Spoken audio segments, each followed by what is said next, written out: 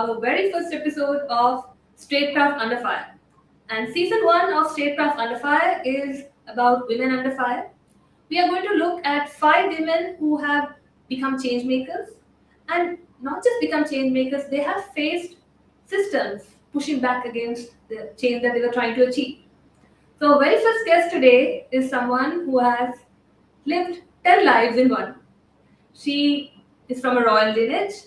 She is a pilot, attended top business schools in the US and the UK. And to all of that, she has been a homemaker for 16 years. So, somebody who has a lot of stories and a lot of lives rolled into one.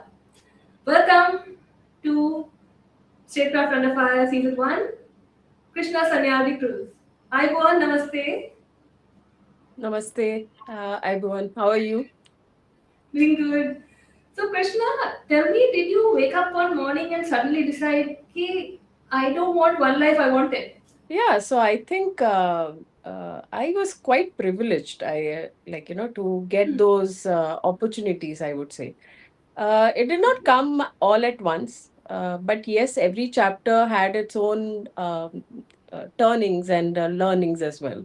So these chapters were one after other, but then if you want, I can term it as one single chapter, starting from the privileges, as you mentioned, like a royal lineage.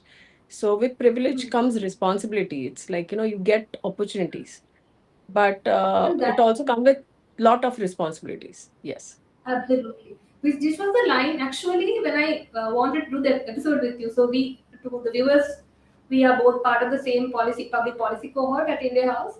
So when I first wanted to interview Krishna, it was about her work and her academics and her credentials. But when she sent her story across to me, the first thing that caught my mind, or my heart as well, was this line that she had put: privilege comes with responsibility. Tell me how somebody from a royal lineage learns that privilege comes with responsibility. So right from childhood, we were embedded with lot of cultures and traditions, and we were taught lot of ways to deal with. So it was not only the opportunities, but yes, when we talk about privilege comes with responsibility. It was how you have to carry out your values. So talking about the royal lineage, because we had a big history for many years, almost 500 plus years of history of my family. So we come from Bangladesh, which is now a Bangladesh, which is before partition was a part of India. So we were from the Rani Babani lineage. Many stories also how things grew from there, and how we became famous, and how because of Lord Krishna we became famous. And my great grandfather was a magistrate. He was given the title by then General Viceroy of India. And so that's how the whole title was given on a deer skin, written with a golden ink and Wow. all those things. So that is how.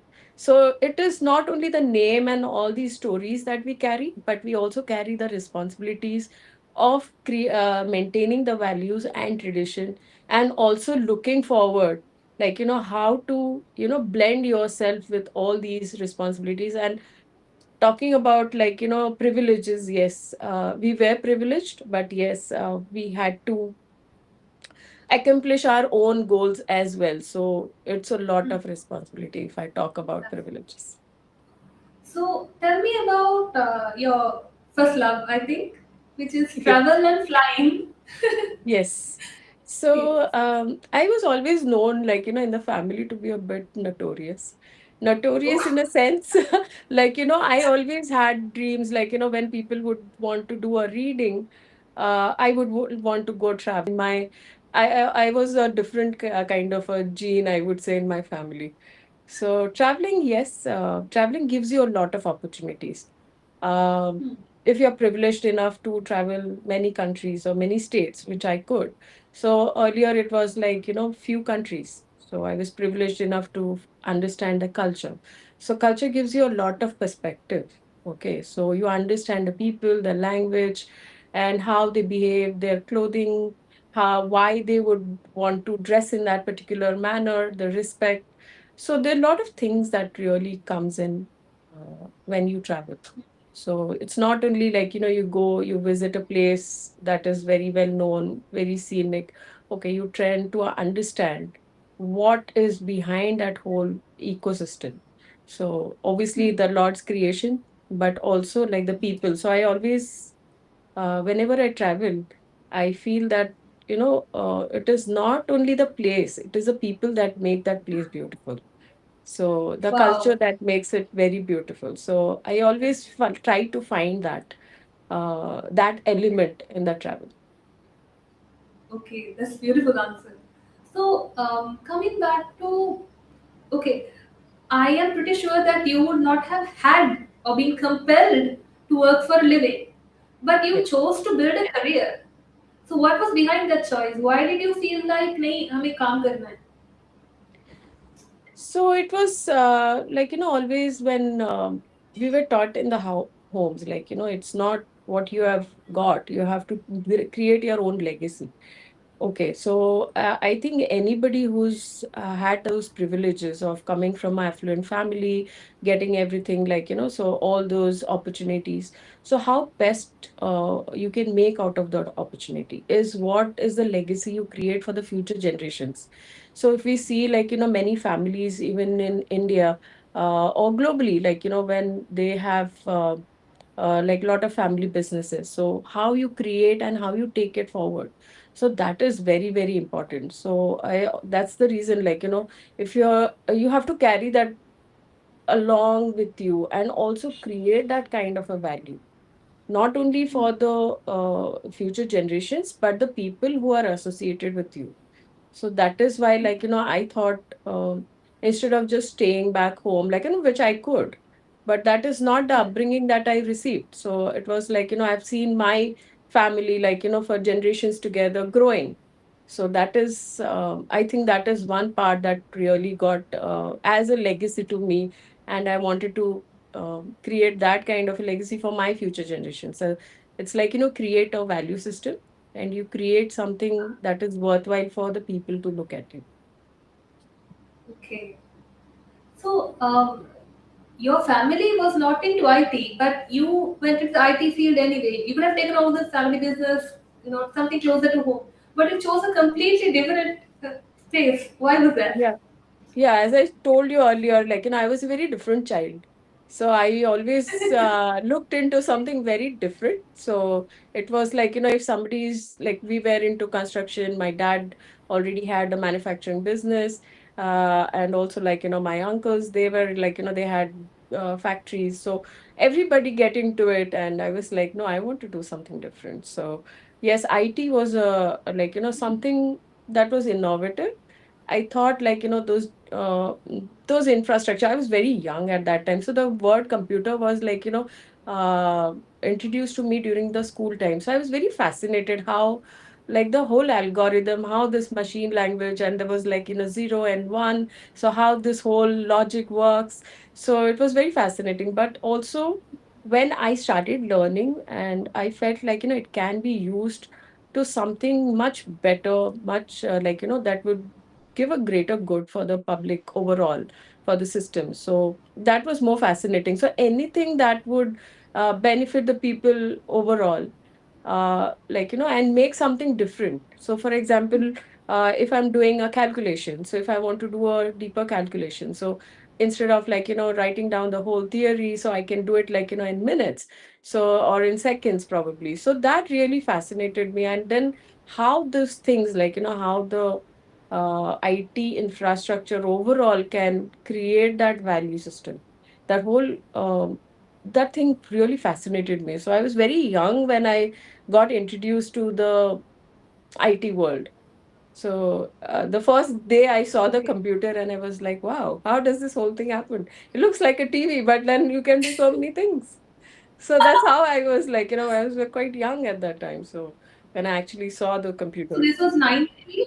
yes, yes. And I was, Okay. yeah. And then you went on to get married after a career of 7, 8 years.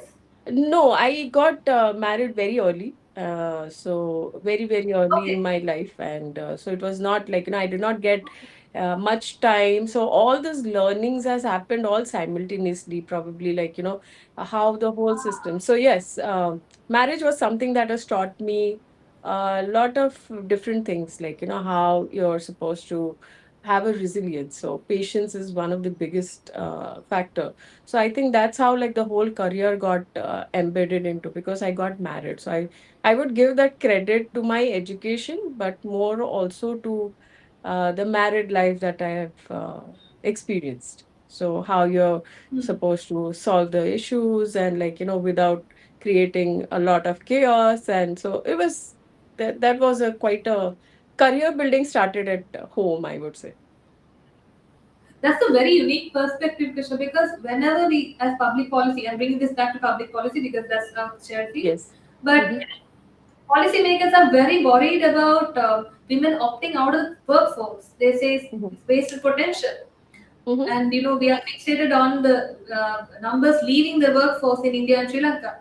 But Mm-hmm. you bring a completely different perspective here. You're saying that the foundation that is the 16 years at home, it was Mm-hmm. actually a career building, Mm-hmm. right?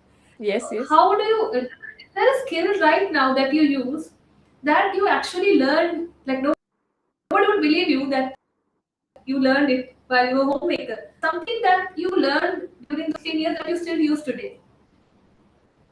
So I think prioritization.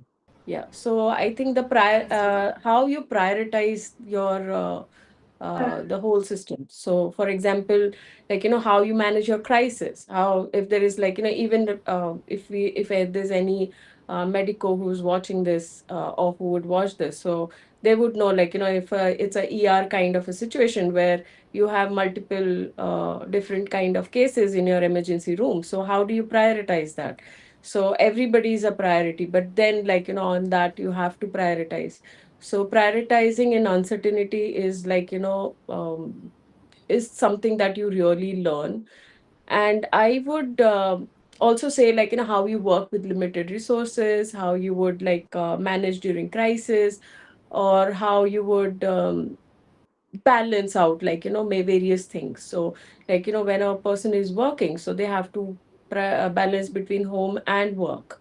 At home, you have to balance between your like, different other priorities, so you don't disturb the rest of the things. I think, like, the biggest thing that I would say is, like, you're thinking years ahead, you're planning years ahead, even, like, as a homemaker. So it is not, there are a lot of things that you learn during your homemaking days. So it's not, I would really not say that, it's the end of your career or it's a gap.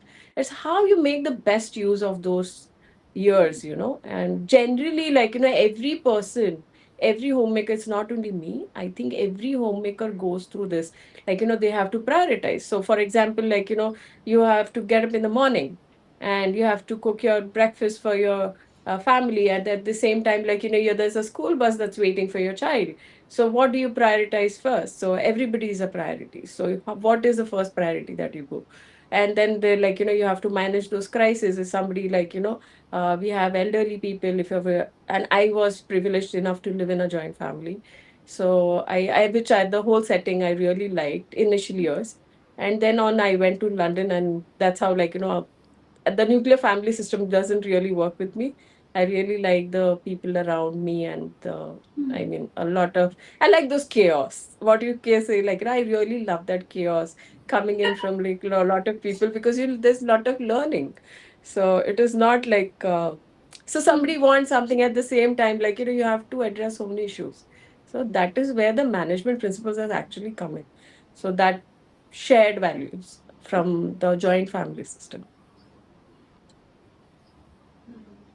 So you were at home for a while. You learned all these extreme good skills and everything, but then you also decided, "Ki nahi, I want to study as well." So what was Yes. and you studied different fields as well before you settled on your current one. So what was the thought process and how did you choose what to do and basically think of doing this? I think I was always a learner. So I would term myself as a learner all throughout. So if I was, like, if I'm visiting some place, if I'd see some, like, seen some magazine But yeah, not any, but I was very much inclined towards business kind of magazines, and I should give that that whole credit to my family, rather to my elder brothers, because they were the ones who were every day in day out they were trying to put in those kind of systems around me. So that's how I grew up. That's how I saw my family nurture me.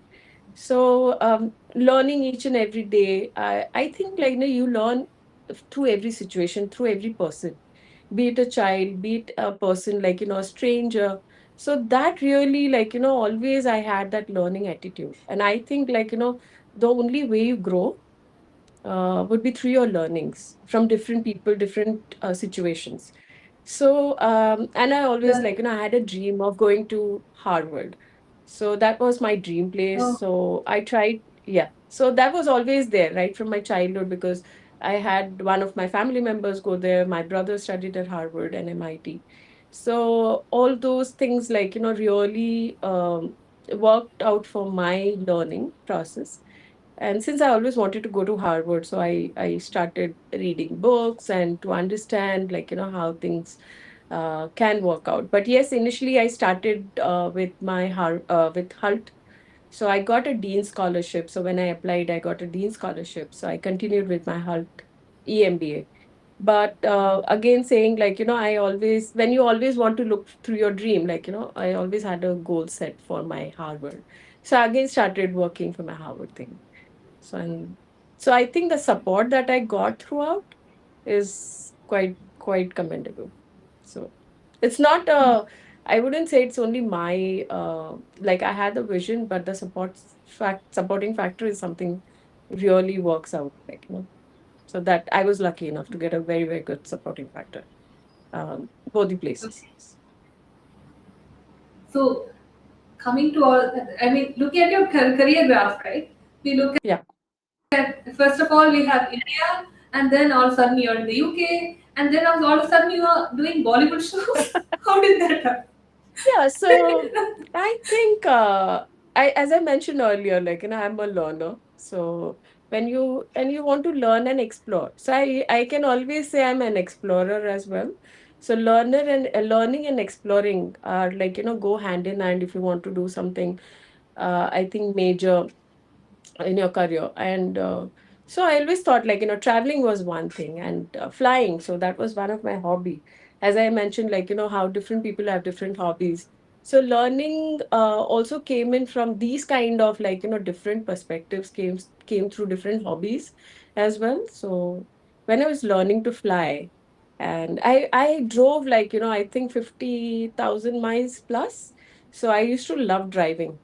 So yeah, so I have done a lot of driving and all around UK and India as well, many states in India.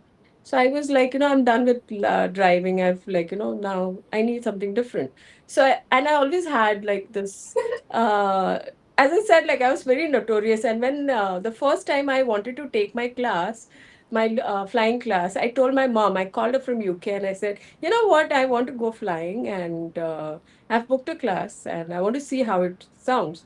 And she was in a state of shock, and she told me, why can't you be a normal child?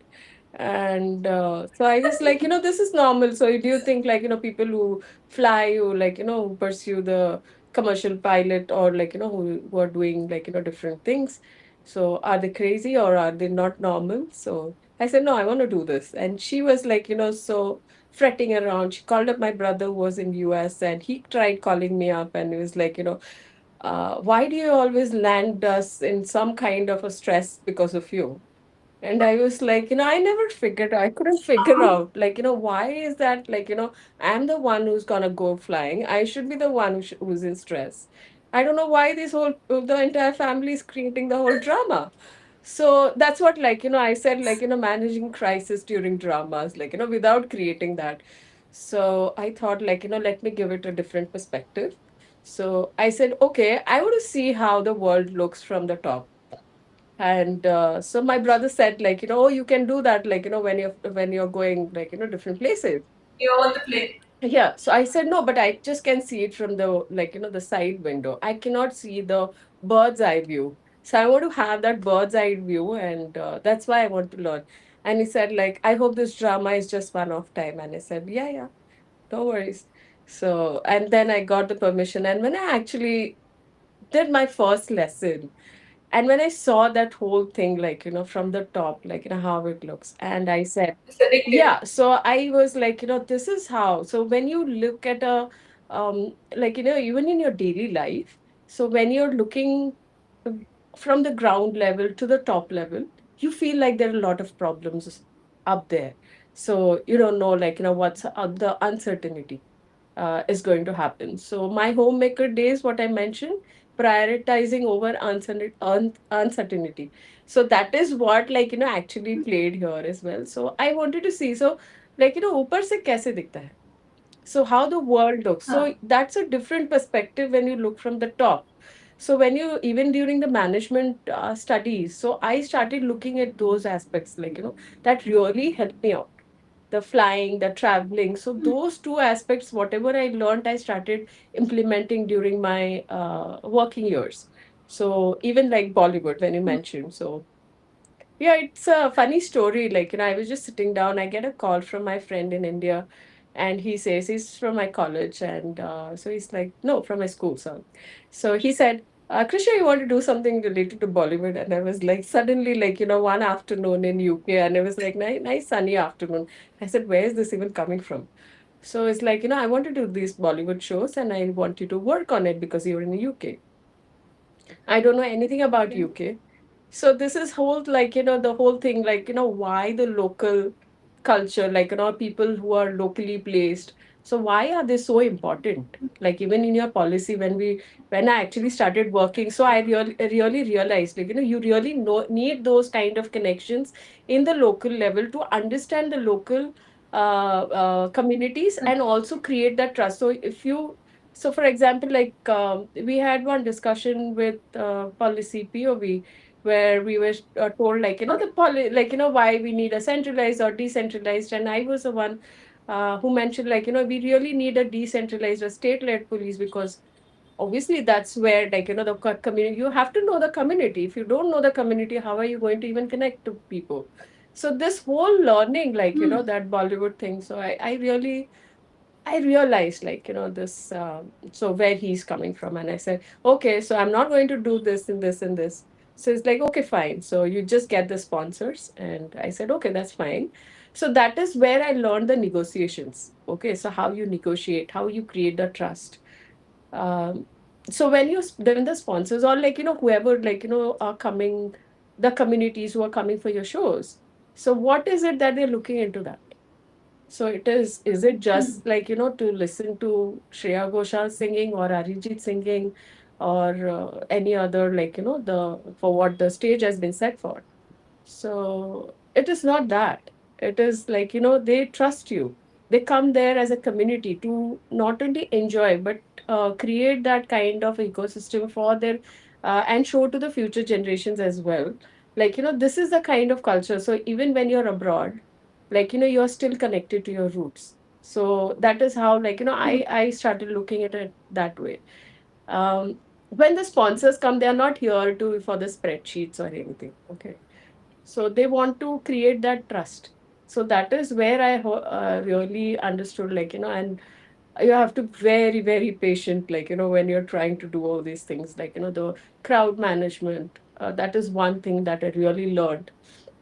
And how different perspectives of law and order. And my shows went really houseful. So in 2017, yeah, Wow. so we had a crowd of So 10,000. what did you got it? It was in Wembley for Shreya Ghoshal, Wow. and it was Wembley Stadium Oh in wow. London. We had a crowd of I'm a 10,000. huge fan. Yeah. So 10,000. And in Leeds, we did about 3,500 plus. So that's how, like, yeah. Wow. So, but yeah, the overall, like, when I finished that, and when my name was called on the stage, and I was like, no, I'm okay, I'm fine, like, and they kept on calling me on the stage. I was very shy at that time to face a 10,000 crowd, like, but that really built up a lot of confidence, actually. So, like, okay, I Wow. could pull up that many crowd.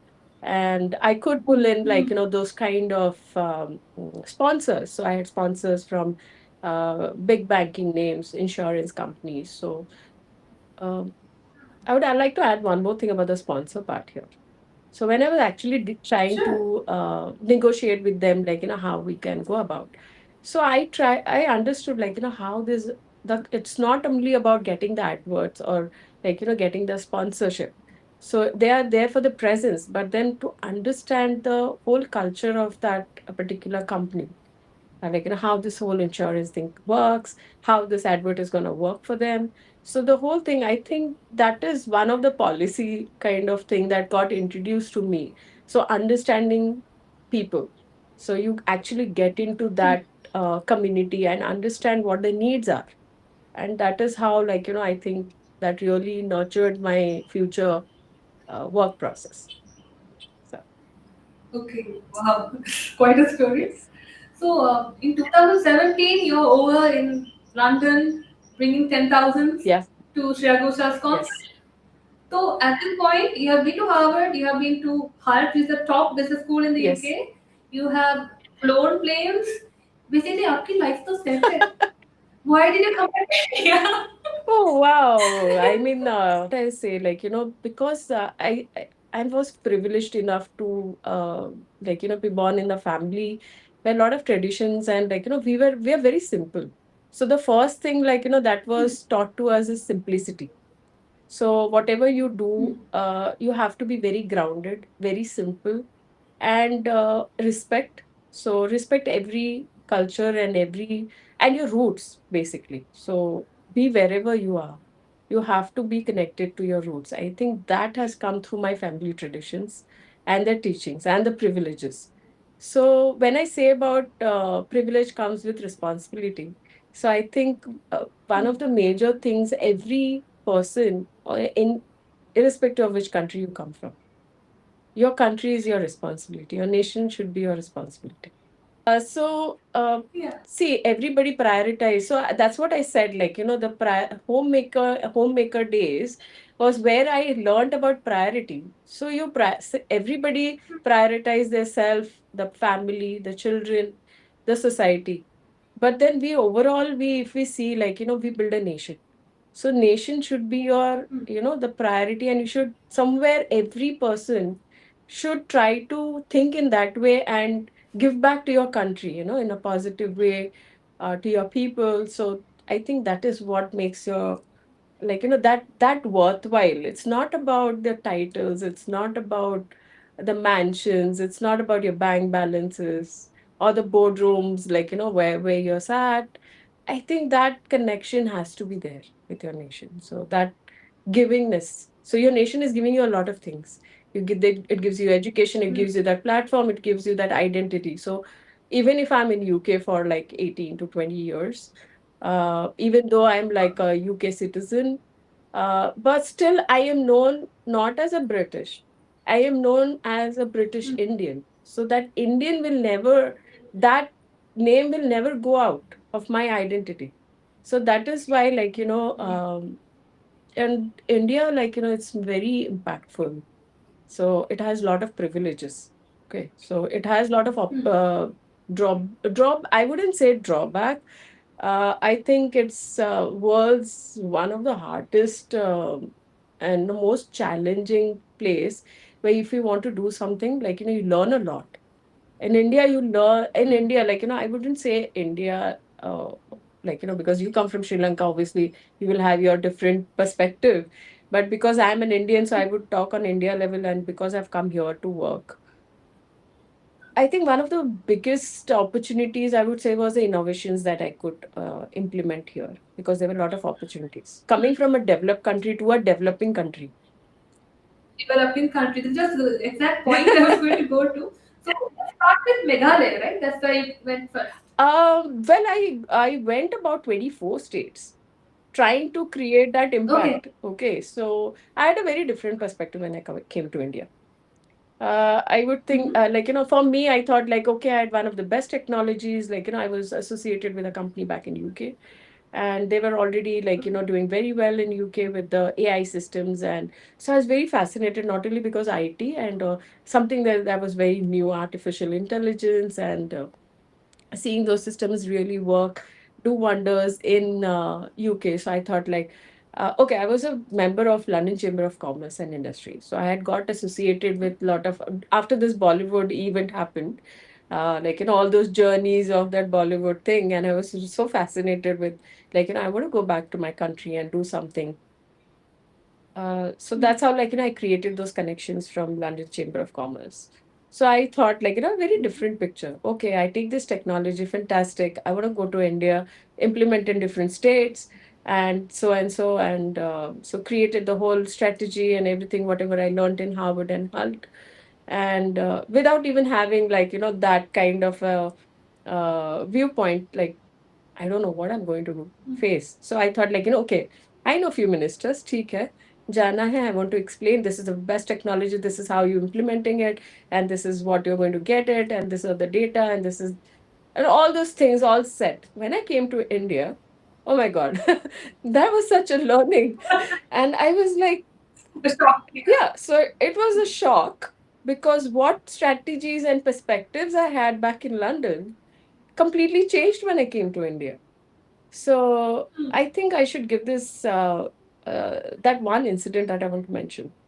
I went to the principal secretary's office in one of the states, and I said, with my system, and it's a portable system, and and it's got AI technology. It transfers this, and so we had a cardiac system, so which transfers the whole data. It used to do a data interpretation, give that data right on your screens, within 3 minutes. So including your 12 lead ECG, and you can convert the entire normal room or a normal car into a ICCU ambulance, or yeah. Wow. So it had that sophisticated systems. So I went, I explained, I had the whole literature with me, and so he looked at. So this, hold on, this was your company. I had a JV partnership with one of the UK-based Okay. company called Rinicare. And so Rinicare equipped me with all the data that is required and everything. So I'd seen them working in UK, going for a few of the meetings, attending. So I had a very different perspective. Harvard strategies. Okay. And the principal secretary just looked at me and he said, "Where are you from?" And because I had a very different accent, a very British accent at that time, so I said, "So I come from London." And he said, "Have you ever been to a tribal place?" And I was like, no. And Oh, did you ever go and see actually how the villages work and how the systems are? Have you ever been to a PHC? Have you been to the district hospitals? Do you see the amount, the load of how the whole doctor, the whole team, medical team works? And I was taken aback with all those questions, and I was like, oh my gosh. Threw my file ouch. across the table. He said, take this. The day you have the field experience, come back to me.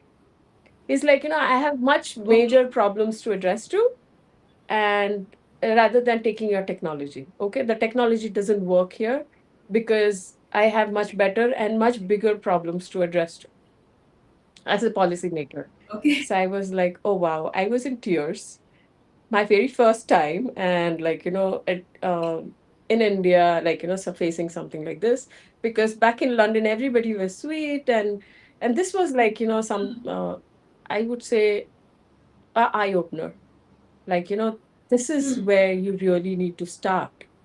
So I thought, Hmm. and that's where I started. I said, leave out the technology part. That's a different story. I know how best it is. And let me go and explore my country, go state by state, and try to understand, what is it they actually need. So as a policy, Hmm. it's not only the innovations that needs to be addressed, how you have to embed that and what is the best that you can bring out of that technology and innovation for the policymaker and also as a community. So I went to 24 states. I went to Chhattisgarh, I went to Gadchiroli as well. There's a Naxal area in Maharashtra. So somebody said, oh, you want Wow. to start working? and so the secretary mentioned like, if you really want to make a difference to your country, he asked me why you're here. I said I want to make a difference to my country, and I want to serve my people. Saying if you want to serve your people, go to Gadchiroli. It's a Naxalite area, and go and see the, like, the challenges those people have to face. So they really don't, like, how the medical teams are working there, even in these challenges. So I was like, oh, quite intrigued, and I went there, and it was like, because I was lucky enough to have a team, so they really didn't let me go alone. But those 3 days was such an eye opener, like, even though I was like within a very secured environment, but I could understand, like, what the other people are going through. So going to this smallest of state in Meghalaya. So the Meghalaya was like, I went to Assam. No, I went to Assam a bit later. Somebody from the UNICEF mentioned, like, if you want to really introduce these systems, I think you should go somewhere where the World Bank is investing. So why don't you go to Okay. a place called Meghalaya? And I was like, oh wow, I've heard about Cherrapunji, and I want to see Cherrapunji because it rains a lot. So that's the only thing. No, that's the only place that, yeah. So that's how like the Meghalaya state was introduced to me during my school days from geography. So I said, yeah, I want to go to Meghalaya because I want to see Cherrapunji.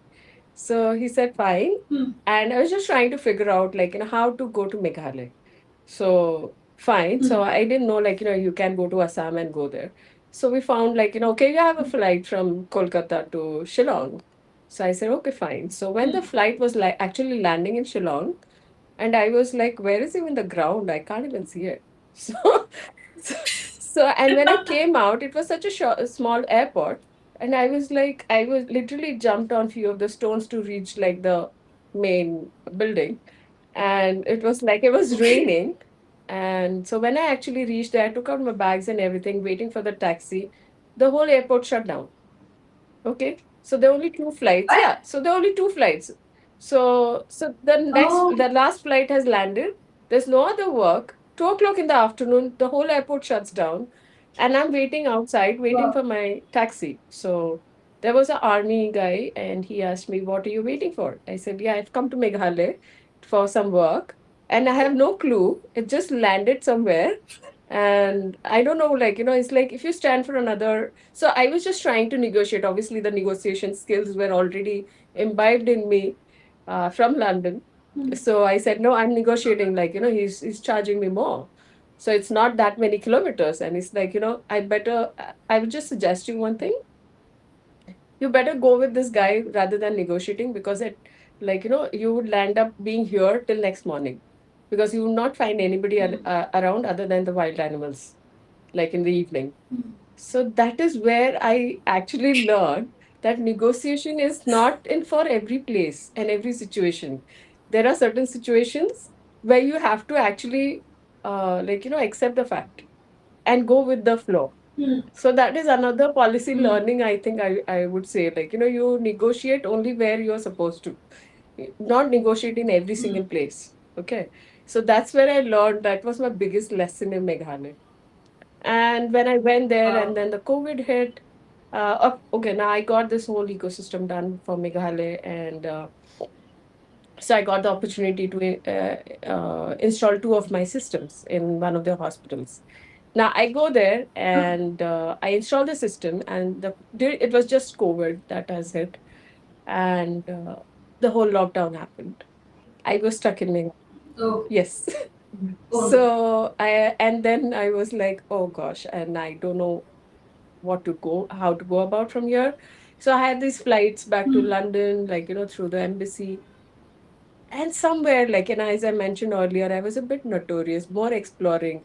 I don't want to get on that flight and then behave like any other person, like, go back to London. I wanted to understand, like, what is it, like, the country is going to do during these kind of crises. So now managing crisis, managing uncertainty comes from the homemaker days. Okay.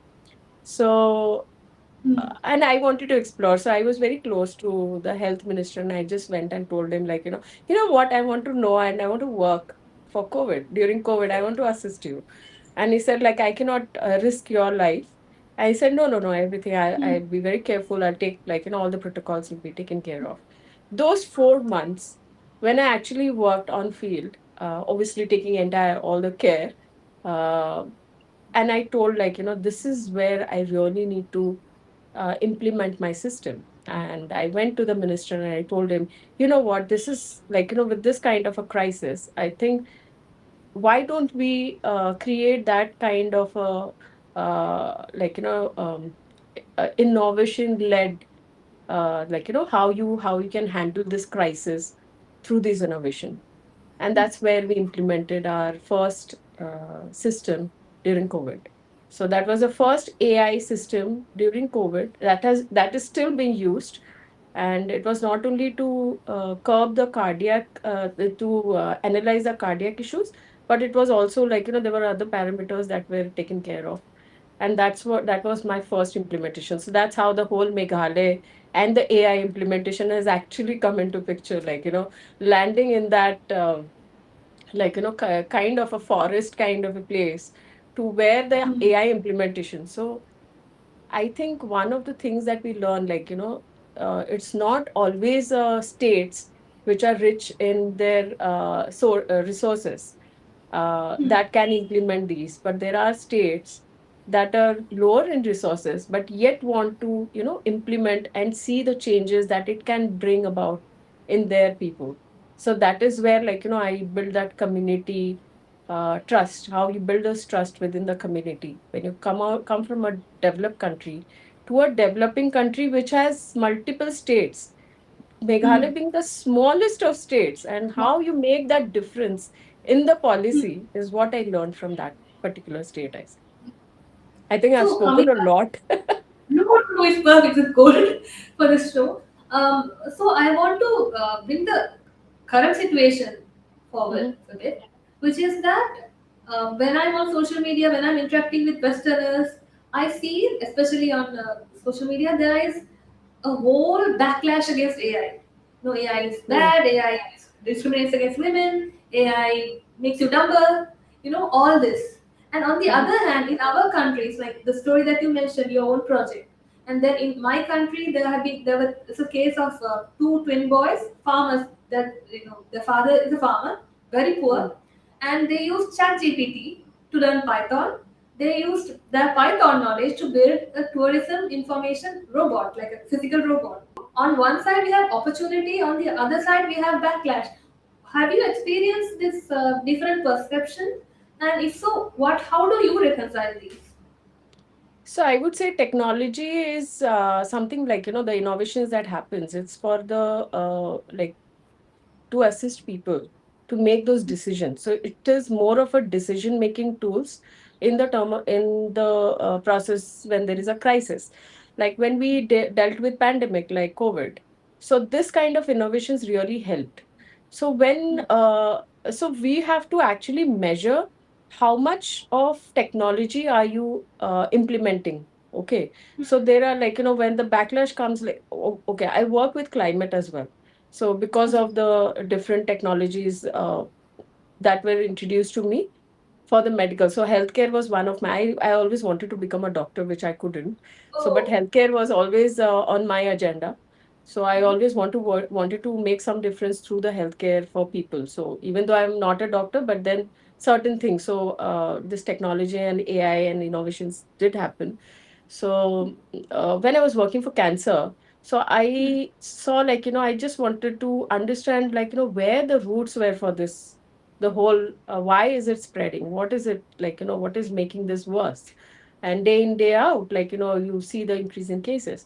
So that's how, like, I was introduced to the climate kind of a thing. So obviously the agriculture, so the whole circular economy. So that's where I started working for climate.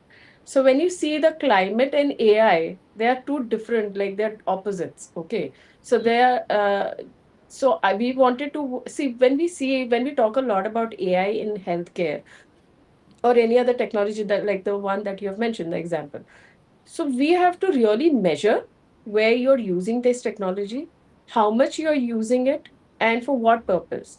Okay, it should be more for the betterment of the system, rather than something that is overpowering you, and something that is, like, people are losing jobs, something that is creating, like, some issues for your climate. So, like, people have a lot of issues with data centers for the heat and the water and the rest of things. You're taking away land from the villages. So, those are the points, like, so we should make sure, like, when we are implementing these kind of technologies, how much harm or how much, like, what are the drawbacks and how we are overcoming that drawback. So, for example, like how we have used AI during COVID time. So, that really helped the people. So, you have to keep those things in mind, like, how it is going to help people rather than, harm the people. Uh, I would give you one example, like, for over a period of days, like, I was just watching few of the YouTube videos. And just before that, there's an advert, how you have to implement this AI models and use different tools. I find like the way it has been, like, it has to be more of an opportunity rather than something as it comes as a threat for a person like me. If I'm not into AI, if I'm in a workforce, and if I see these kind of adverts, like, this is creating opportunity, but it's threatening the population that doesn't know how to use this AI tools. So there's a way, to introduce these kind of things, and it has to be phase wise. You just can't come one fine day and you say, like, AI is so important and it's going to be here. You're going to have those data centers. You have to do this. So you have to create those opportunities for people. It is not, you're not supposed to scare them. Okay. If you're saying, so for example, there's one company, I wouldn't want to name it on the platform. Sure. They were like, how they introduced AI into their company was like, for the decision making, to remove the redundancy of the work and to enhance the whole productivity. At the same time, retaining the workforce and helping the workforce build their knowledge and also build the, like, the technology and go along with it. So here we have Wow. created one model where we are introducing the AI. We are not reducing the workforce. We are teaching the workforce how you can embed the AI for a better decision making. So, for example, now there's a crowd management. Like, I was fortunate enough to work for Amarnath Yatra. I have seen, like, there's a lot of crowd from different various parts of the country and also globally. People have come. We have seen a lot of pilgrims coming for the Kumbh Mela in Prayagraj last year. So, how AI was used intelligently, to manage the whole system. That is how you have to embed the AI. Instead of scaring away people like this is going to take away your job and you have to do it as a do or die situation, that is not how you're supposed to do it. It's like, it has to be phase wise, and you can't implement AI in every single phase of your life. You have to be intelligent enough. You have to have those kind of uh, sectors where you actually want to make a difference, and you have to make sure, like, for example, AI in healthcare. How is it making a difference in decision making for the medicos? So, or how is it, how that decision making is affecting the end user or the community? For example, like, we had one story back in Meghalaya. I got a letter of that. There was a patient, he had 5 children, and he was the only breadwinner.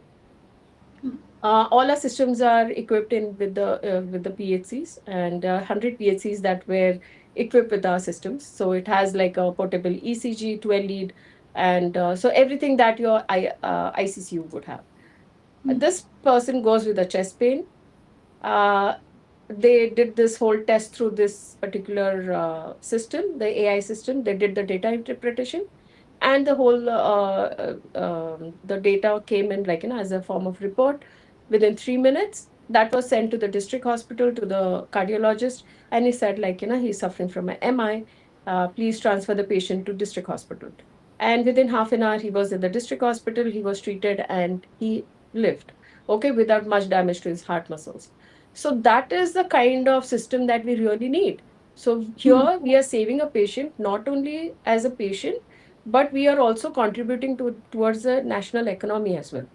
So one person, one breadwinner, if you lose that breadwinner of the house, so the whole family, like, the wife was a homemaker. She was not very well educated. The children were very young. So, if this person would have lost his life, what was the whole impact on their family? Would be the impact or similar kind of situation with the entire community? and how Hmm. this whole community would impact the nation. So Hmm. you're not only burdening the healthcare, you're also reducing the economy, the education of the children. Like, probably they will not get educated much. They will have to start working early. You would see, like, child labor out there, because they have to actually, like, be responsible for the families and stuff. So you wouldn't find, like, the women, how they are going to, like, how, what kind of work they would go into. So all Hmm. those things. So this is like with one AI technology, if you are trying to address so many problems, like, this was live case with my system. So imagine the scale, if, like, AI is implemented in the right kind of domains, how Hmm. it is going to affect positively rather than negatively. So we'll have to actually measure and see, like, which domains you're actually implementing the AI. Not Hmm. every domain needs AI. There are Okay. some, like, human interventions also that is required. So here, for example, like, we both are talking, and, like, if we had a AI or a robot, like, how it works. I'll give you Hmm. one more example. See. uh, I'm associated with one company called Gen Robotics. So Okay. we have like AI systems. So that is like on the manual scavenging. So now Hmm. how AI and robotics are helping with these kind of things. So with the manual scavenging, everybody is aware, like, what kind of, it's a dignity also that gets affected.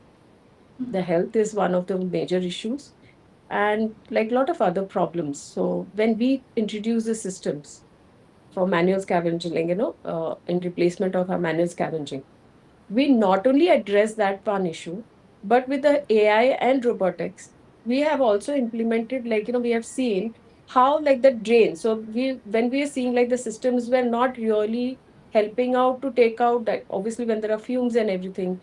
So the manual labor who's going down there, he was like, he couldn't do much work. So they were like, we are seeing, like, almost 40% of the dirt was still there in the drains, and it was not Hmm. getting cleaned, and it was getting choked during rains. So we'd seen, like, a lot of other issues.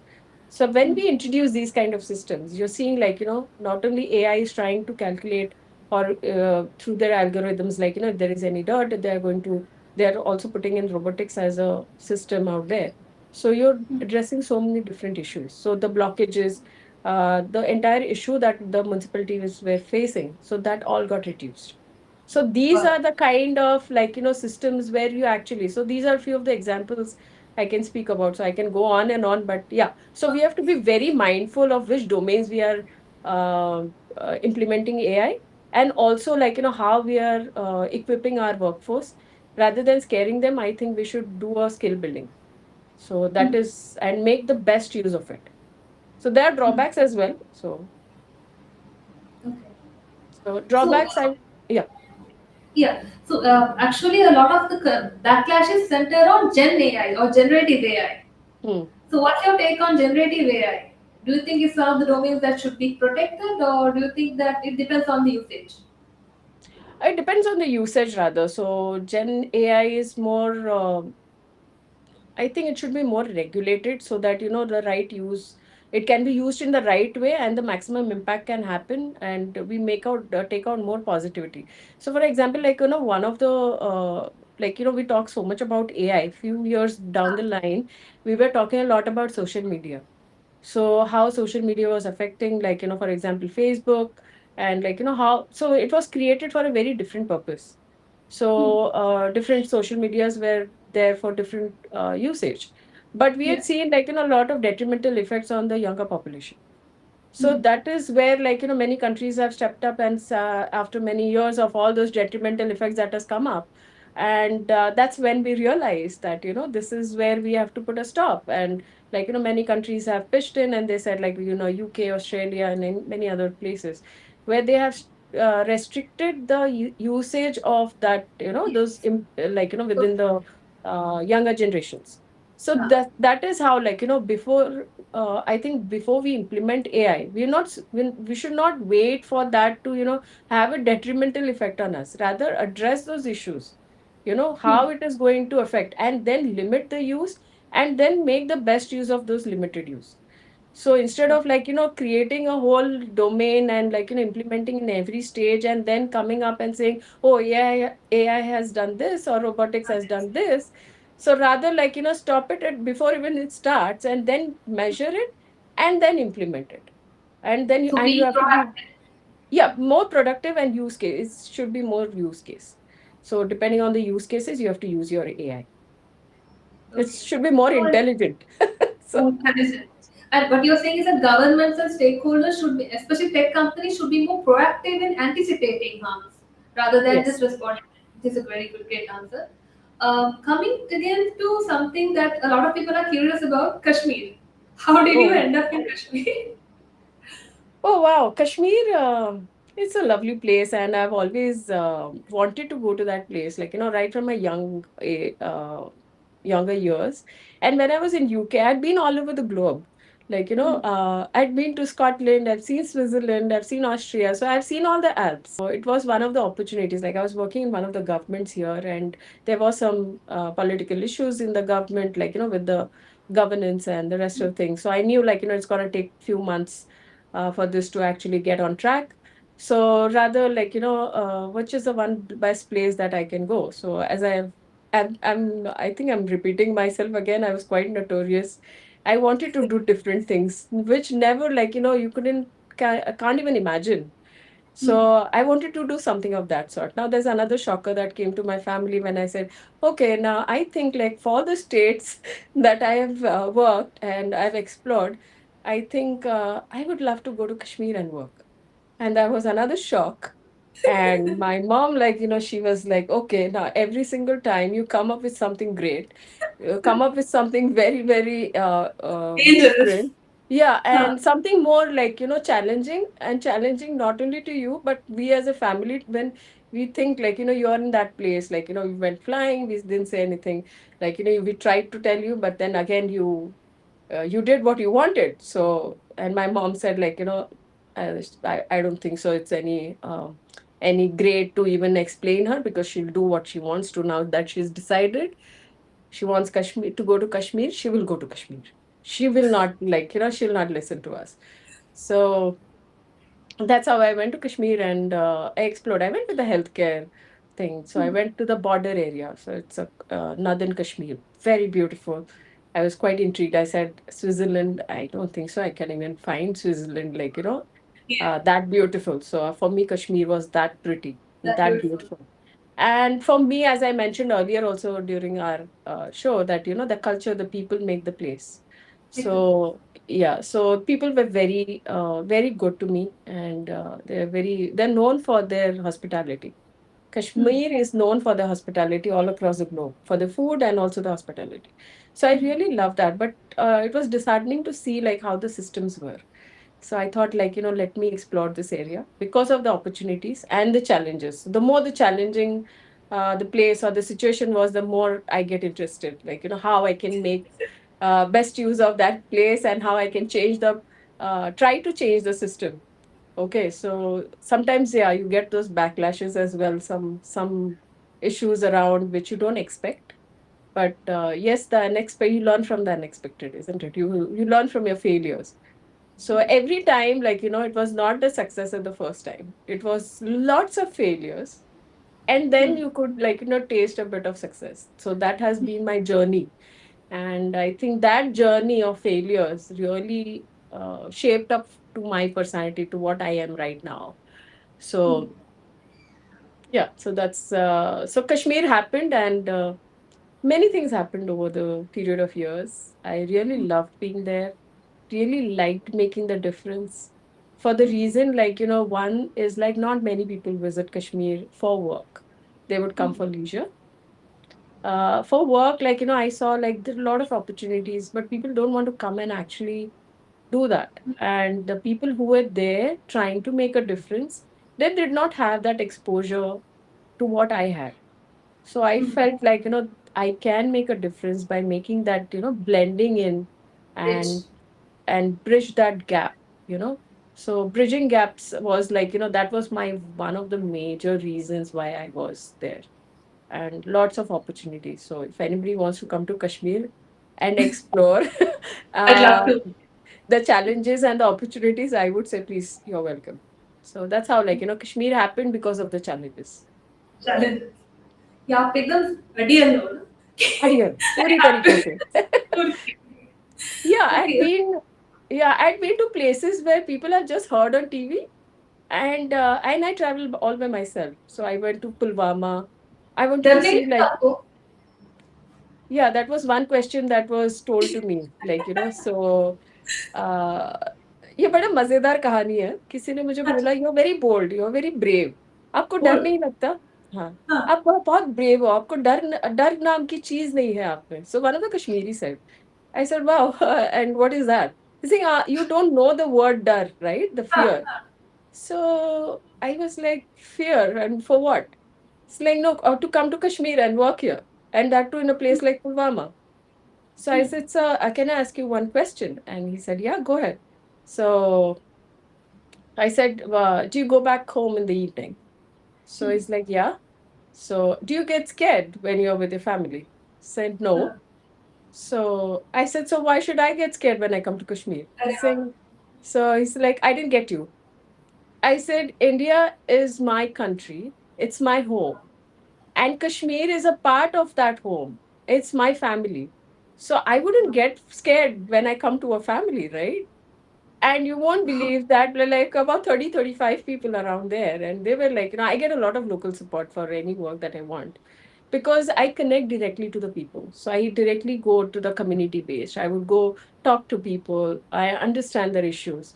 It is not only the boardroom, or it's not about the commercial, or it's not about the profits that my company would make. I would actually try to make that connection.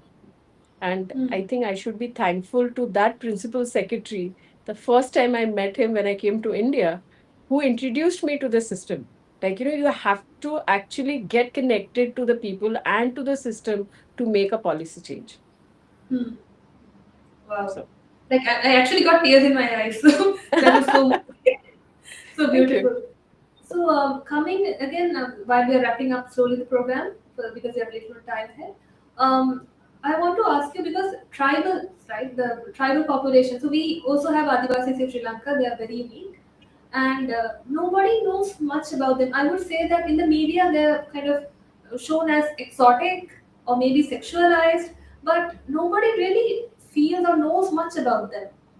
I don't think they have much of a voice in policy. So, what was your experience working with in tribals? Is it the same that they is it the media perception? Is it the same, or is it different? How was working with tribal population like for you? Well, I got the first opportunity to work with the tribals in Meghalaya. So Huh. I was told by many people around, so the policymakers around, in the tribal areas of Meghalaya, if you go and if they are not very comfortable with you, they will literally क्या बोलते हैं उसको, they have a bow and arrow. They would get on the trees and they will they would use their bows to kill you. So I was like, really? I want to really see it, go and see and experience that how it feels like, with that bow and arrow. I would really want to explore that part. And they thought like, I was crazy or something. So the yeah, so and I never found anybody of that sort. They were very, very welcoming, and it's all about the trust building, I guess. Again, when I was working in Maharashtra for the second phase, we had a lot of issues with the vaccination. So I was heading the vaccination drive for Maharashtra government and volunteering for them. Heading in a sense, I was volunteering for the government for these kind of vaccination drive. So what we experienced, when the government people used to go to the tribal areas, they used to either start crying, they used to run away, or they used to scare the government officials away. So that's how the whole vaccination drive was coming to a big catastrophe, and they actually had to vaccinate for COVID. That is where they said, okay, you have learned from Harvard. So it was a very hilarious kind of a situation. It's like, oh, you want to work, right? And you want to do some different, make a difference to your nation. Why don't you go and head this volunteer, and we're not going to pay you or anything. You volunteer and you go and get the vaccination drive through. So that was the learning phase. I was like, fine, I'm not even getting paid here. I don't even know how to go about with this whole thing. And but yes, the community connect was what I learned in Meghalaya. So I thought, let me create this kind of. Also, working in Gadchiroli was one of the very learning quite a phase. So I went, I implemented those kind of strategies around the tribal. So I think it was not about the technology. Okay, so now where we get a bit confused with the policy making, we leave out our villages. Okay, we leave out our Yes, tribal yes. people. So why do we do that? So we Hmm. are not connect. See, it is not about the technology. It is not about the innovation. It is not about the what difference that innovation is going to make to them. Like on paper, you have to actually go and connect and understand the systems. What is it? What is their culture allowing them to do? Okay, is your policy aligning with their culture, their community, their thought process, and how those thought process should be changed and these implementation. So it's not the technology implementation that you have to do. You have to do a trust building. You have to develop the community, that trust from the governance part and the locals out there, and then you try to implement those technology, and only then that will be welcome by those people.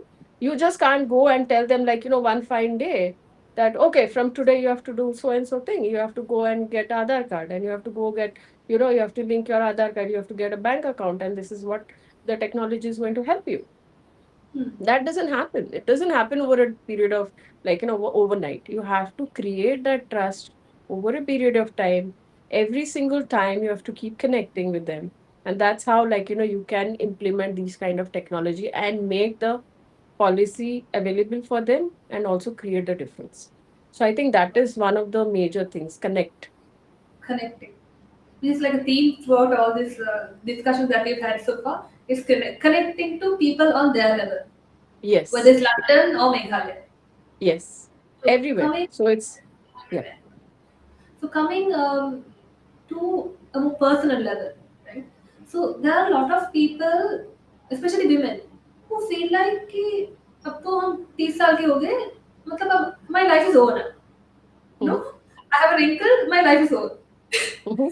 So that sort of thing, maybe social media, maybe it's something else, maybe it's actual. But whatever, what would you tell someone, a woman or maybe anyone, who feels like कि अब मेरी life is just over? What Mhm. would you tell someone like that? Look at me. Take inspiration from me. Huh. So I think you have to, that every woman, like, what we forget, like, it's about the society. It's also about, like, the upbringing and overall societal pressures, like, and we feel like, once we are married, we have our kids are growing up, and that's how, like, we are cooking, cleaning, and that's our responsibility. It has to be responsibility to yourself, and you have to be a constant learner, and you Hmm. should never stop learning. it Hmm. it doesn't have to be your boardrooms. It doesn't have to be your proper job. You have to learn. Like, even during my homemaker days, I never stopped learning. Like, even Harvard happened or Hult happened, or and even after that, whatever concepts I've learned, even before the Bollywood thing happened, like, in 2017, I was constantly doing something or the other to implement these strategies. I Hmm. was working with, like, market concepts. I did a course with Bloomberg market concepts, trying to Hmm. understand, like, the whole share trading, the whole trading market. So which I can do staying at home. So I Hmm. have learned, like, how the companies work, how the financials work, and how I can implement those, and understanding. The whole understanding was when I was sitting at home and trying to do some trading. I was also Hmm. getting financially independent. At the same time, I was learning, and also like, trying to implement whatever I've learned in my education, like an entire education career, that I would say. So I feel that every woman should not, like, feel that this is the end of the world. Hmm. There can be, like, where it stops, there is a new beginning. I Hmm. think that is the phase. So every phase, I lived multiple chapters. I was a daughter, I was a wife, I was a mother, I became an entrepreneur, and now I'm into policy making. So obviously, like, those many chapters in one life. And so every person or every woman should have that confidence that I can change the system. I can do some, make a Hmm. difference. It doesn't matter the number of years. It is how you make use of those number of years staying home and building up that confidence that you can start your life or career at any given point of time. Age is just a number. We have heard a lot about age is just a number. This is actually an implementation. Age is just a number. Beautiful. Yeah. So we've talked a lot, Krishna, from the beginning. We have talked about how privilege is responsibility. We have talked about how policy is applied and how to connect to communities on their level. And coming back here, when it was your personal life, we have discussed about reinvention, Yeah. right? How it's always possible for people and even societies, I guess, Yeah. to reinvent themselves over time. So, coming to our very last question, so आपने 10 life तो आपने जी लिए, Mhm. Right? तो who is the 11th Krishna? Oh, wow. 11th Krishna. I think I always want to be a learner. So, learner Krishna is like, I want to continue my learning and I want to make a difference. Like, when I feel like the legacy that I have brought in from my previous generations, I want to create a legacy and I want people to remember me as just not a entrepreneur, but a person who made a difference to the society, who has who Hmm. has built other women, who has done some women empowerment, or who's brought in systems that has changed the lives of many other people. So I want people to remember me in that way and take that inspiration that age is just a number. It doesn't matter how many years you are at home or what you're doing, you can still have different goals and you can still achieve that. So I want that legacy to be built and carry forward to my future generations as well. So that's how I want to be the 11th Krishna, probably. Okay, that's a beautiful answer.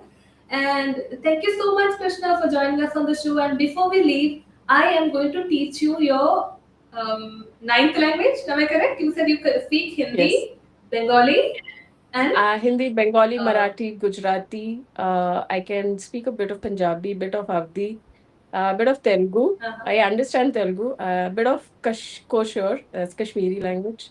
Yeah, I understand a bit of Assamese and Oriya as well. Yeah. So, Okay. yeah. So today you are going to learn a new language, new word in a new Oh, language, fantastic. which is Sinhala. Oh, wow. Okay. I would love to. Okay. So, do you know what Ayuban means?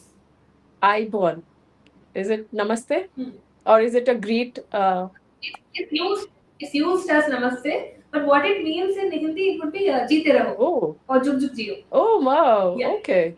Oh, fantastic. I born. Okay. I born. Have I pronounced So it right? Because the pronunciation is very important. it's Ayuban. Sorry? Ayuban. Ayu for Ayu Bhuvan. Ayushman. Okay.